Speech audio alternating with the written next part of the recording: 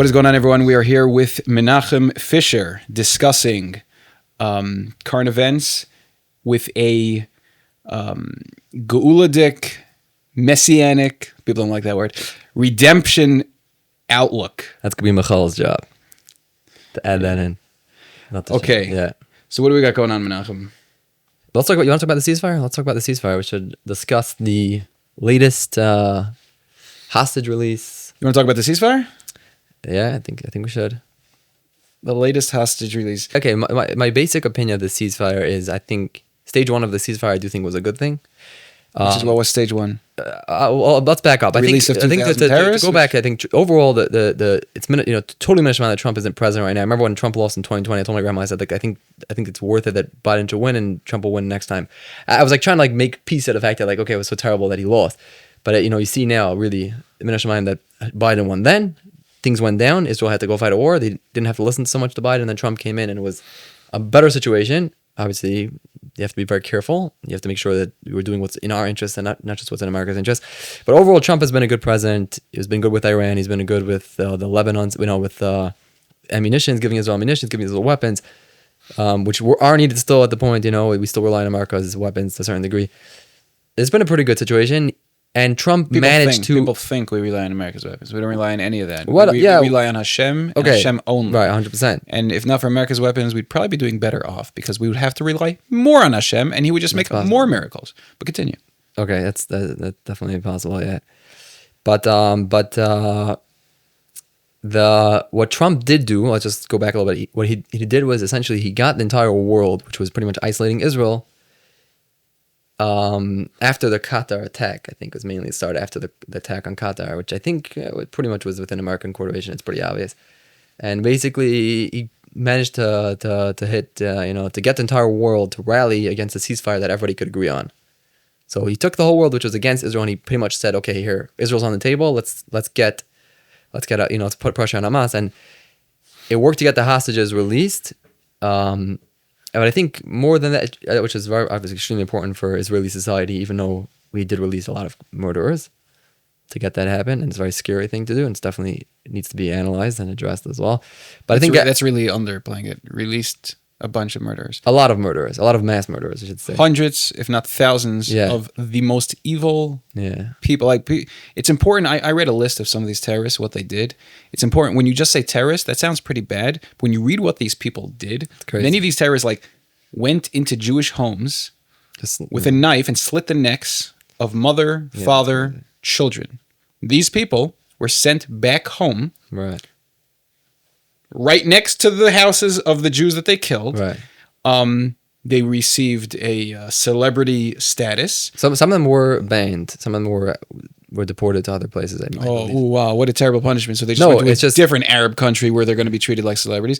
And most of them got an insane amount of money. Many of them are millionaires now. But again, it's important when you read these words. People should really understand. When this, I'll say my piece out of it, but it's just really important to understand that it's not like they released terrorists, but we got our hostages back. No.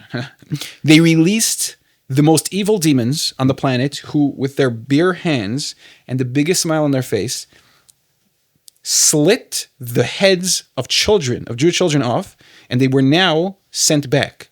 Right. Hundreds of these people that blew up buses, people that danced covered in the blood of Jews. The word terrorist is really downplaying. Yeah. It's important sometimes just to put into perspective who these demons are that were really. We got the hostages back. Wow. Right. Yes. Now a lot more Jews have to die. But continue. That was Parshas Nach. It says Shefech dam adam ba'adam dama yishafech. Torah says somebody who murders, somebody who spills the blood of a human being, through humans, his blood should be spilled. You have to. I mean, the death penalty has to be. Yeah, the fact that these terrorists are still in jail is insane. Why are they in jail? Why are we paying to feed? It should be so simple. A terrorist is caught alive. This one needs a death penalty. Yeah. They decapitate him. They wrap him in pigskin because the Arabs wouldn't appreciate that. Probably dismember the whole body if you can. Okay, but at the least, the death penalty. Why are we releasing these people? They should. And by the way, the death penalty will work. Quite the reward, but yeah. No, but they want to die. We should. Nobody wants to be executed insult by them. The Israelis. Nobody wants to be executed by they're willing to kill. Oh yeah, and the person doing the execution should be a woman. It should be a woman because we have to insult these people. We have to insult them. Yeah. They should be buried in pig feces. By the way, it's a good idea. I don't know if that's gonna ever happen. The pig thing. It's not politically correct. Okay, so Jews will keep dying. You stupid idiots. Continue. But at least that part, it's insane. It's really crazy. No, it really is crazy. No, but the second thing is like you're saying. No, first of all, it's important to realize. I mean, this is a victory for them. It is a victory for them. Hamas. The fact that they're getting prisoner releases. Part of the strategy of the war was to get people released. Sinwar wanted to release people. I mean, everything was a victory. They killed hundreds of Jews. I mean, they also got hundreds of soldiers. The entire world is cares for them, is sending them money, sending them care packages. They got terrorists back. Right. People show pictures and videos of Gaza, what it looks like. Look at all the destroyed buildings. Look what we did to them. They don't care. These people are scum. They live in a building. They live in a tent. None of them have electric. Well, a lot of them have electric, unfortunately, because of Israel gives them electric. But these people, they don't care. They don't care. They don't have a building to live in. They killed Jews. Everything they tried to do, they accomplished. To them, why do you think they keep celebrating? To them, everything here was an extreme success. No, so I don't think everything is a success. The fact that they got prisoners was an element of victory, that they could say they got something. I think the overall they really were hit very hard in this war. I think more than they expected. More than they expected. They thought they actually their plan was to kill much more Jews than they did on October 7th. Yeah, but more than they. So you think with them thinking that they were going to break through the border, murder thousands, or according to their plans, maybe tens of thousands of Jews, they planned on breaking into schools and slaughtering all the children. And you referred to Hamas as being smart before. You don't think that they didn't know that this would happen? What do they think? What do they think? Israel's going to be like, no. They knew. There was a letter that I saw. I have to go through it a little clearer, but there's a letter that I saw that basically one of the conversations they discussed that what will happen if Israel kills 30,000 Palestinians in the war. And they said, okay, this is part of the process. Like this might happen. It's part of the process.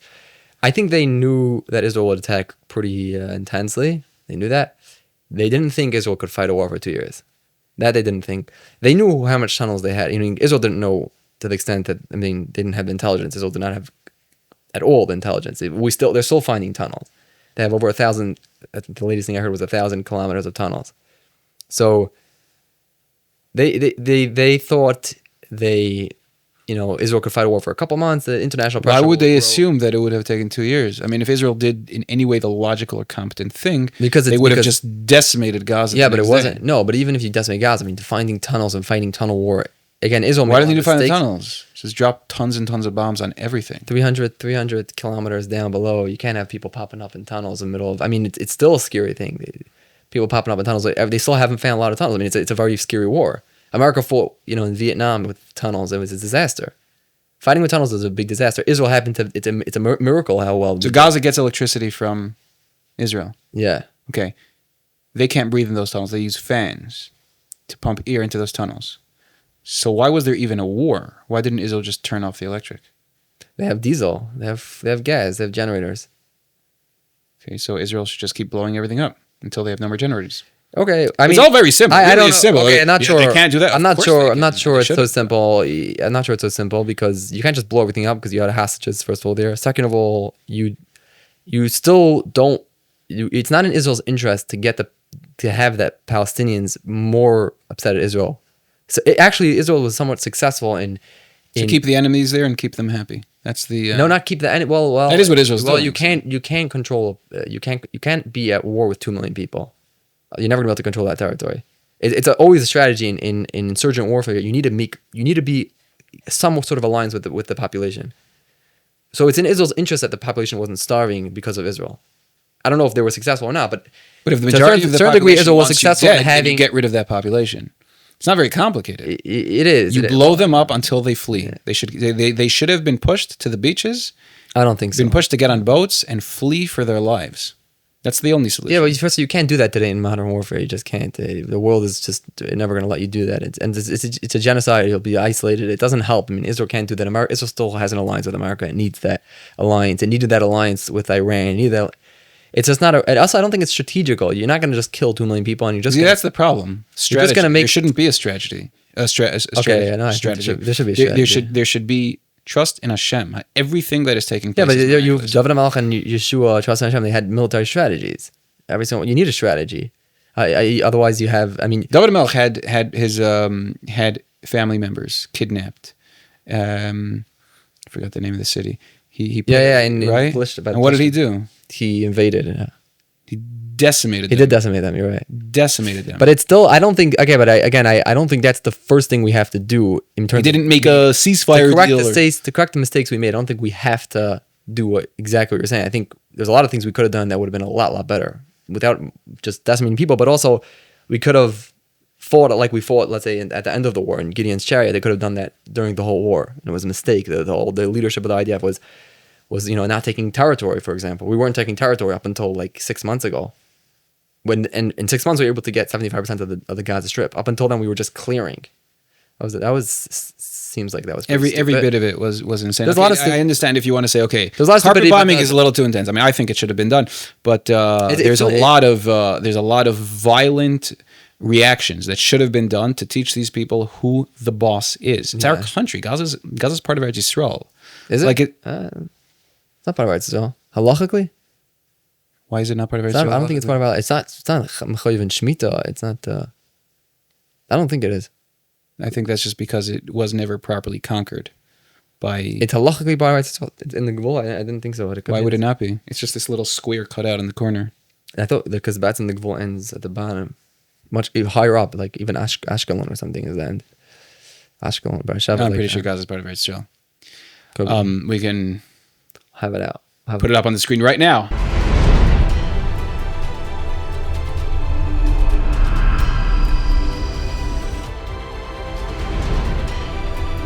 This here is Eretz Yisrael.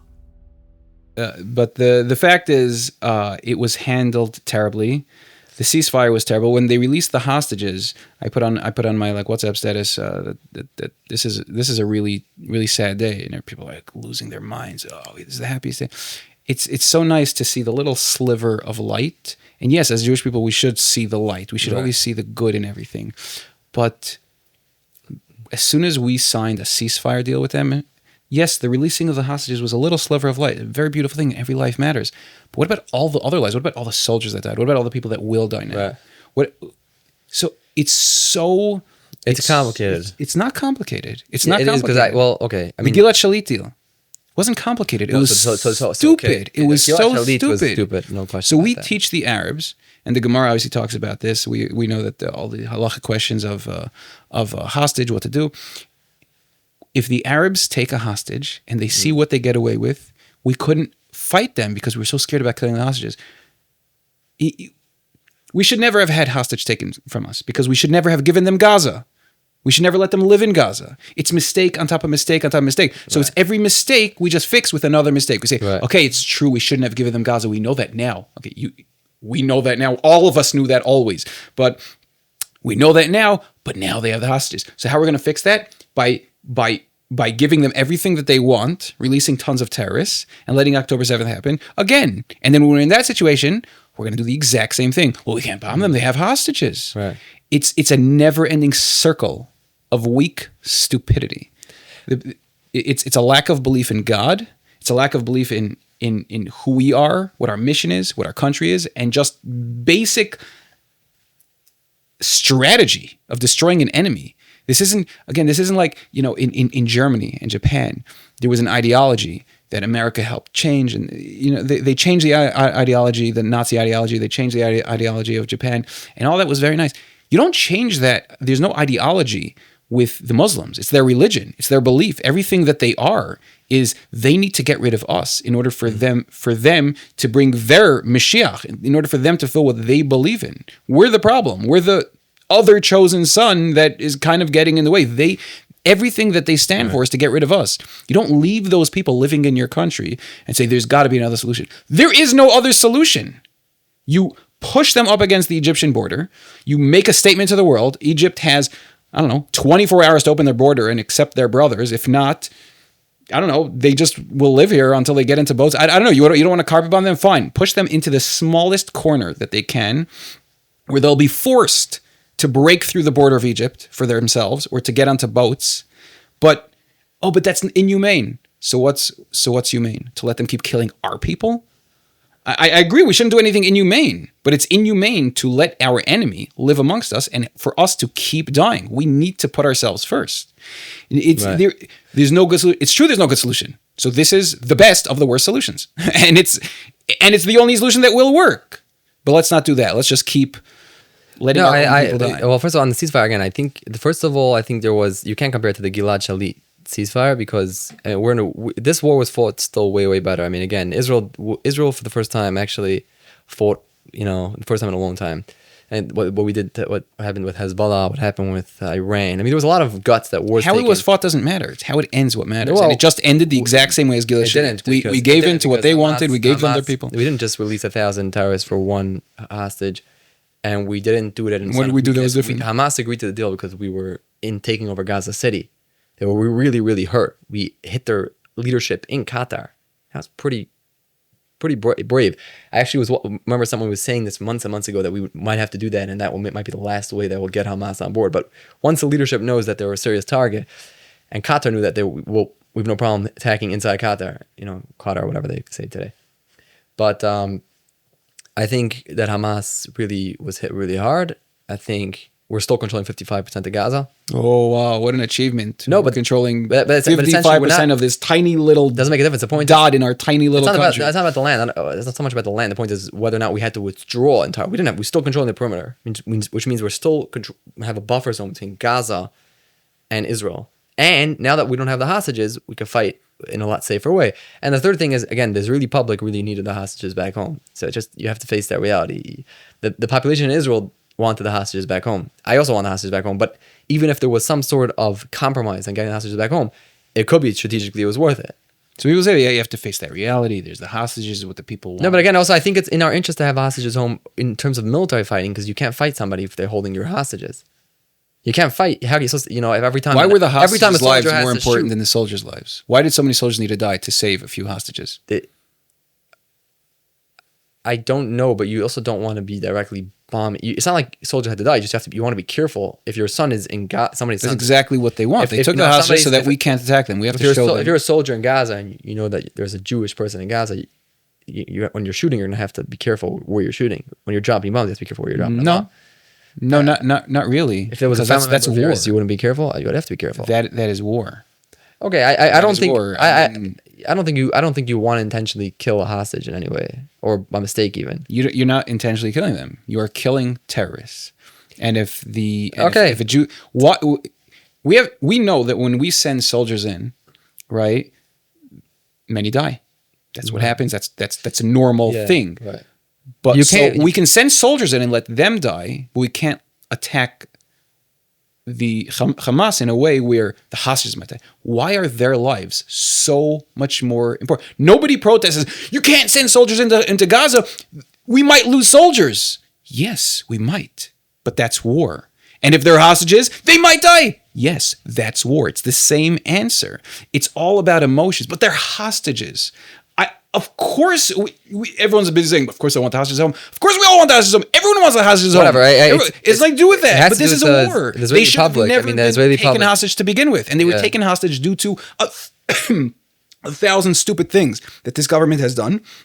The Gilad Shalit deal, how we treat the Arabs, how we constantly give in, how we constantly show weakness, and that just led to October 7th. It led to the hostages, and so we just answer that with more weakness and more stupid strategies, and we're just going to be. And after all the fighting and all the death and everything, we are, as of right now, seeming that we're going to end in the exact same place that we started. No, we're not ending in the exact same place that we started. How is it not? We're not ending because we first of all we destroyed 20 years of Hamas building itself up. In infrastructure-wise, we destroyed 20 years of infrastructure. And second of all, 15 to 20 years, we'll be in the exact same place. Second of all, we're in a much better position vis-a-vis Hezbollah, much better position vis-a-vis Iran.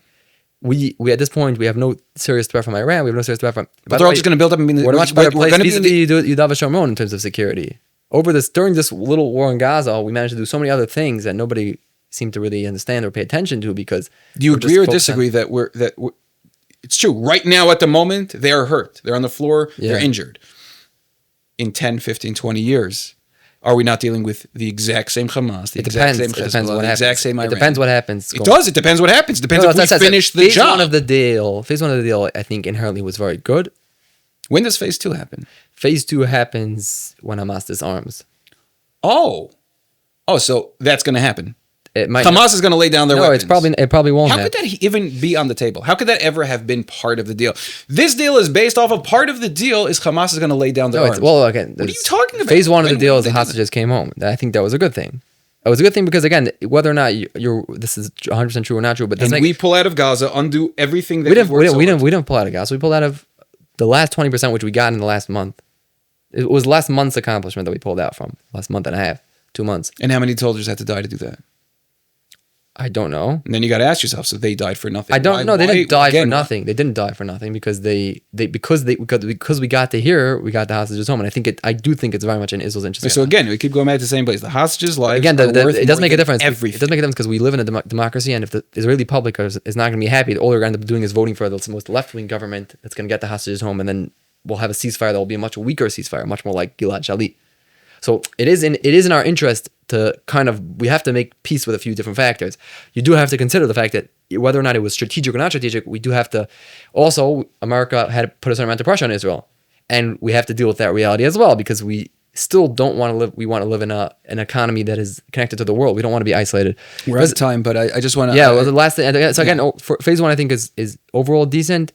Phase 2, we'll have to see what goes on. But I also think there's a bigger part of the picture over here that there's strategic peace deals that will happen with other Arab nations. I think it's good. It's a good thing. It's a good thing, and that will only happen. That was part of this deal, and I think Indonesia and Saudi Arabia and these countries, it is in our interest to make peace with them. It's a good thing. It'll be a good thing for us. All these things are all. You're like fundamentals. You want things to be much more partially true. Yeah.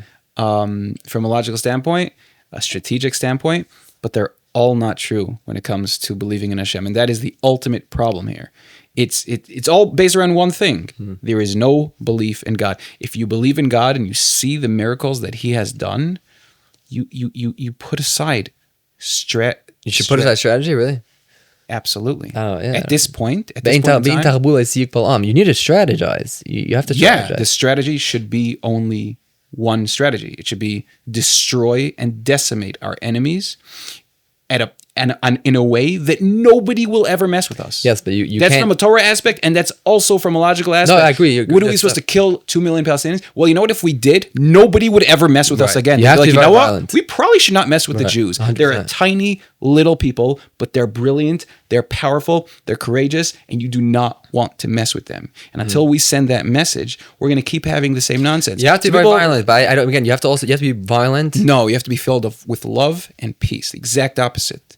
Sometimes violence gets you to that point. You have to be violent.